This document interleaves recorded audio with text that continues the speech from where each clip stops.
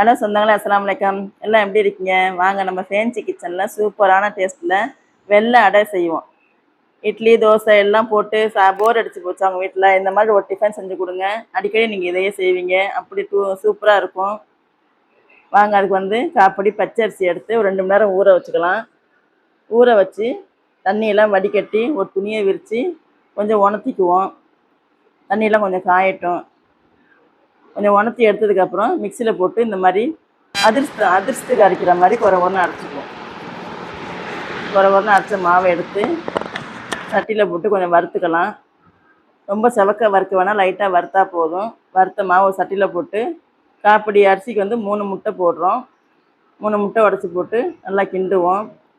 ஒரு தேங்காய் எடுத்து பால் புழிஞ்சு வச்சுருக்குறோம், கெட்டி பாலாக.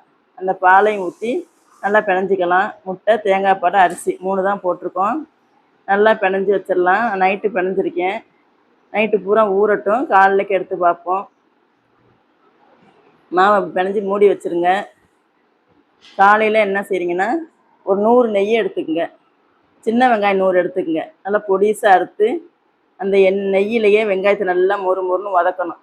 ஒரு 4-5 பச்சை மிளகாய் எடுத்து நல்லா அதையும் போட்டு எல்லாத்தையும் நல்லா மொறுன்னு வறுத்து எடுத்துக்கலாம். பச்சை மிளகாய், வெங்காயத்தை எல்லாத்தையும் எடுத்து வடிகட்டி வச்சுக்குவோம். இந்த பாருங்கள், மாவு இந்த மாதிரி நல்லா புளிச்சு போச்சு.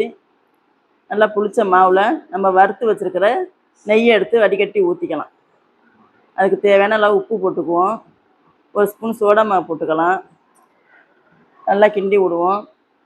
இந்த வறுத்து வச்ச நெய்யையும் அதில் ஊற்றிக்கலாம். நெய் மட்டும்தான் போடணும், வெங்காயத்தை பச்சை மிளகாலாம் போடக்கூடாது. நல்லா வடிகட்டி ஊற்றிக்கிங்க.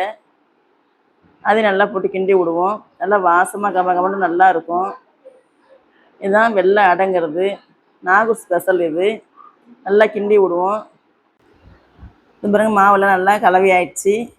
ஒரு அடுப்பில் ஒரு வானலியை வச்சு ஒரு ஸ்பூன் நெய் ஊற்றிக்கலாம். இல்லாட்டி எண்ணெய் ஊற்றிக்கிங்க, எது வேணாலும் ஊற்றிக்கலாம். நான் எண்ணெயும் நெய்யும் 2 கலந்து வச்சுருக்கேன், அதை ஊற்றுறோம். ஒரு கரண்டி மாவு எடுத்து ஊற்றி தேய்ச்சி விட வேணாம், அப்படியே அப்பம் மாதிரியே இருக்கட்டும். அதான் அடை. மறுபடியும் ஒரு ஸ்பூனு எண்ணெய் ஊற்றிக்கலாம். மூடி வச்சு திருப்பி போடுவோம். பாருங்க, இந்த மாதிரி திருப்பி போட்டு 2 சைடும் மொறுன்னு வந்துடும். இதே போல் எல்லாத்தையும் போட்டு எடுத்துக்கலாம். சூப்பரான டிஃப்ரெண்டான டேஸ்ட்டில் இருக்கும். நீங்களும் உங்கள் வீட்டில் இதே போல் செஞ்சு சாப்பிட்டு பாருங்கள். அட்லீஸ்ட் ட்ரை பண்ணியாவது பாருங்கள். சூப்பராக இருக்கும். இதே விரும்பி எல்லோரும் கேட்பாங்க.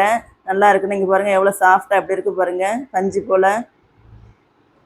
இதே மாதிரி செஞ்சு பாருங்கள். அஸ்ஸலாமு அலைக்கும்.